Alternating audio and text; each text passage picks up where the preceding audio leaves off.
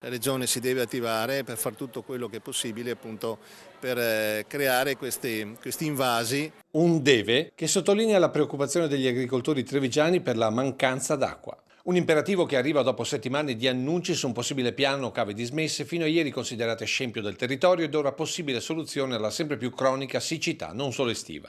Al momento però, sottolineano le rappresentanze degli agricoltori, di concreto non c'è ancora nulla, ipotizzando un rimpallo tra assessorati, ovvero tra Federico Caner, titolare dell'agricoltura, e Giampaolo Bottaccine, che ha competenze sull'intero sistema idrogeologico veneto.